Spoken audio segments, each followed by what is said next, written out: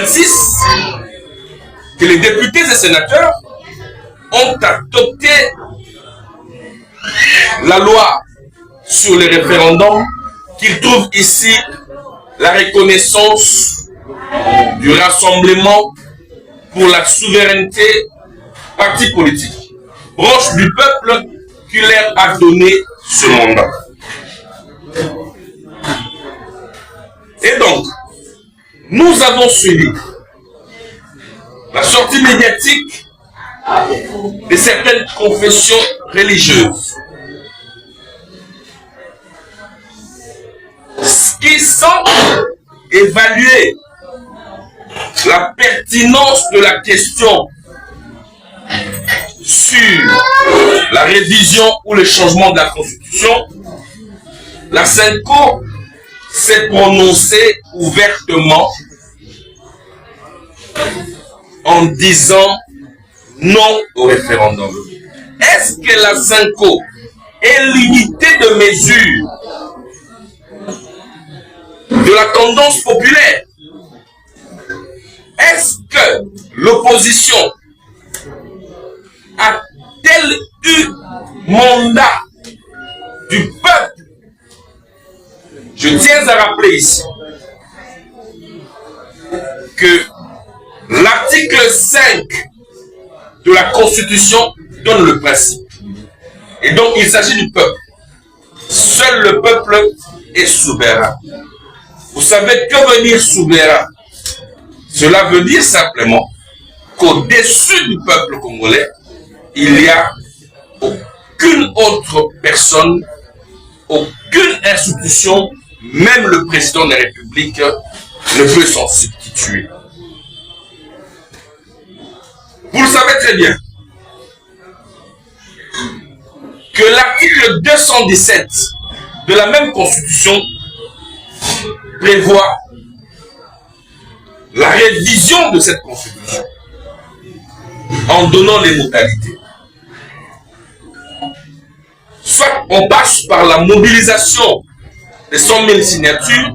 J'aimerais ici féliciter le peuple qui s'est manifesté. J'ai vu plusieurs élus, présidents des partis politiques, déposer les signatures du peuple. Soit elle peut être adoptée par la majorité 3/5 des élus. Le Rassemblement pour la souveraineté donne clairement sa position. Nous demandons au président de la République, parce que l'article 217 lui reconnaît également la possibilité en tant qu'institution de pouvoir initier une révision ou mieux un référendum. Le Rassemblement pour la souveraineté invite le président de la République, pour des raisons de célérité, pour des raisons de rapidité, voulais-je dire, à pouvoir saisir les députés nationaux qui sont les représentants du peuple, afin que cette question du référendum soit adoptée à l'Assemblée nationale. Ces élus sont l'émanation du peuple congolais. Alors l'émanation légitime. Les députés nationaux, excusez-moi, ont la chance d'être largement représentatifs. Lorsqu'il faille recourir aux élus, nous avons au moins la chance d'avoir les représentants du Nord et du Sud Kivu. Nous les connaissons. Et donc, ils peuvent s'exprimer au nom de cette partie de la République. Ainsi donc, la question de la balkanisation, telle que soulevée par les députés nationaux, tombe caduque. Le peuple peuple se range derrière sa volonté. Il ne s'agit pas de la volonté du président de la République. Cette constitution met en mal le développement de la République démocratique du Congo. La CENCO n'a pas reçu mandat du peuple. Vous le savez d'ailleurs très bien que nous sommes un peuple laïque. La République démocratique du Congo n'est ni catholique, ni musulmane, encore moins protestante. Nous sommes un peuple et une nation laïque. Une branche de l'Église ne peut pas dicter tout un peuple qui est décidé à s'autodéterminer sur son destin, au mieux sur son avenir. Le référendum populaire, oui, les élus députés nationaux sont les représentants du peuple. Le Rassemblement pour la souveraineté voudrait mettre à l'épreuve les acteurs politiques qui se veulent de l'opposition. Le document. Voir Joseph Kabila et consorts. Tous ont prêché la révision de la Constitution, ou mieux, le référendum. J'aimerais vous présenter ce document. C'est le projet de société du président Martin Fayulu. Ce n'est pas moi qui l'ai conçu, encore moins planifié. J'invite le peuple à quitter les camps de ces manipulateurs d'opinion. Voici les documents concoctés, boutiqués par la branche Lamouka qui a conduit le président Martin Fayulu comme candidat président de la République. Dans sa page 19, je voudrais bien que vous puissiez tirer. Ce n'est pas le RSP qui parle de qui a écrit ça, c'est le président Martin Fayulu. Page 19. Il nous avait promis que s'il était élu, il va procéder à la révision de la Constitution. Là, il avait parlé de l'article 71. Ça veut dire que si le président Martin Fayulu était élu, il modifierait cette Constitution. Plus que ça, le président Martin Fayulu avait prédit le référendum. Ce n'est pas moi qui l'ai dit. Le président Martin Fayulu avait promis, une fois élu, il va organiser les référendums. Le document, il est là. Page 219. Point 2 des réformes constitutionnelles. Le peuple n'est pas naïf. Nous, intellectuels, nous avons l'obligation d'élever ce peuple. Lorsque la question de la révision ou du changement de la Constitution se place sur la table, il ne s'agit pas d'une mouvance contre une autre. J'invite l'opposition à plus de responsabilités. Assumez vos propos. C'est ça, nous avons même des vidéos. Puisque c'est le président Tshisekedi qui met la question sur la table pour l'intérêt du peuple, ils ont décidé de saboter, d'appeler inutilement à des villes mortes ou à des marches pacifiques. Alors que vous le savez, leurs enfants vivent aux États-Unis, en France et en Belgique. Ils veulent, sur le dos des Congolais et de la jeunesse, de surcroît du peuple, motiver leur ambition machiavélique de faire couler les sangs de Congolais. Je vous en ai donné des preuves. J'invite la population congolaise à ne céder à aucune pression. Au président de la République à ne céder à aucune pression, quelle qu'elle soit, qu'elle vienne des ambassadeurs ou de qui que ce soit. qu'il vous soit souvenu que pour des questions d'avortement, la France a révisé sa constitution.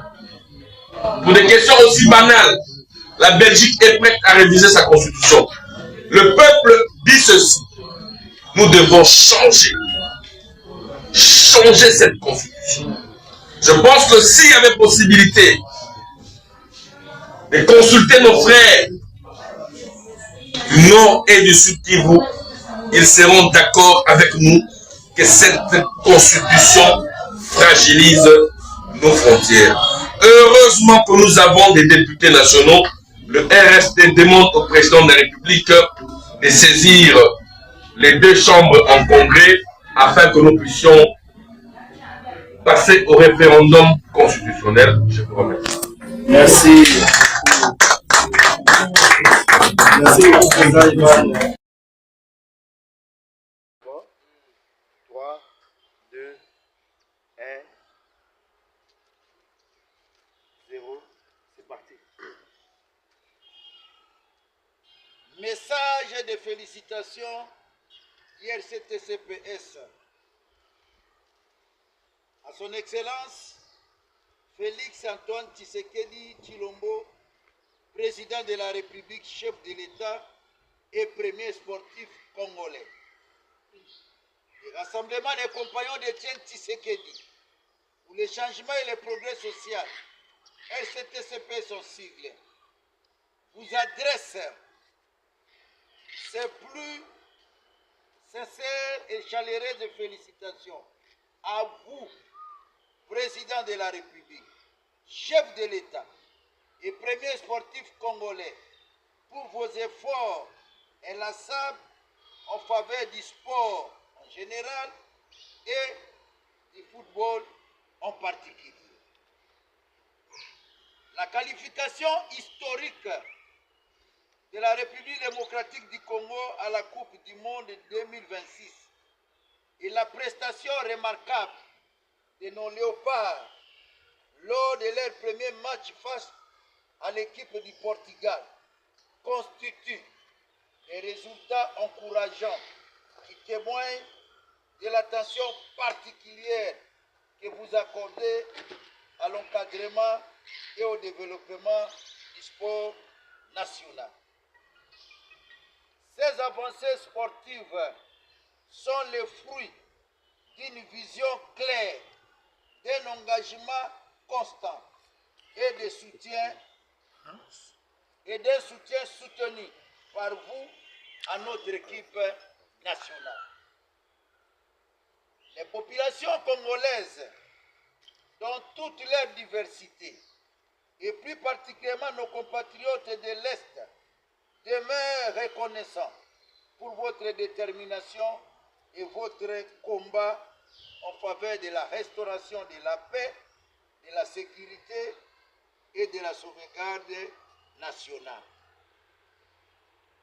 À cette occasion, les RCTCPS salue également votre message patriotique que vous avez adressé à la diaspora congolaise vivant aux États-Unis d'Amérique. Ces messages est centré sur l'unité nationale, sur le patriotisme et le courage constituent un appel vibrant à la mobilisation de tous les Congolais afin qu'ils fassent front commun contre les ennemis de la nation et défendent l'intégrité et l'unité du pays. Dans ce même élan, la prestation remarquable de nos léopards a l'avantage de renforcer la teneur de la fibre patriotique à travers toute la République démocratique du Congo. Les scènes de liesse populaires observées à Bukavu, Uvira, Fizi, Goma, Beni, Butembo, Bunia, Irumu, Djougou, Mahagi et dans plusieurs autres villes du pays, à l'est comme à l'ouest, au nord comme au sud, illustrent parfaitement l'attachement profond du peuple congolais à la nation et à l'unité de celle-ci. Cette célébration grandiose est un témoignage éloquent de l'attachement profond du peuple congolais à l'unité nationale. De Puerto à Banane et de Kolwezi à Aru. Elle constitue un message percutant et clair à tous ceux qui entretiennent l'illusion d'une quelconque balkanisation ou sudanisation de notre pays. Leurs desseins sont voués à l'échec. Cette joie est aussi un signal clair adressé à l'endroit de C64, branche politique du mouvement AFC M23, que le peuple congolais demandera des comptes à tous ceux qui ont choisi la belligérance, le désordre et la haine. La République démocratique du Congo restera une et indivisible, comme l'a toujours affirmé Votre Excellence. Cette conviction est partagée par l'ensemble du peuple congolais, déterminé à préserver l'intégrité territoriale, la souveraineté nationale et la grandeur de notre beau et cher pays. En tout état de cause, le RCTCP s'appelle les Congolais à demeurer vigilants, unis et solidaires autour des idéaux de paix, de cohésion nationale et de développement. Il invite également la population à soutenir les efforts dans votre mission de sauvegarde et de construction d'un Congo fort, un Congo prospère et définitivement pacifié. Fait à Kinshasa, le 18 juin 2026.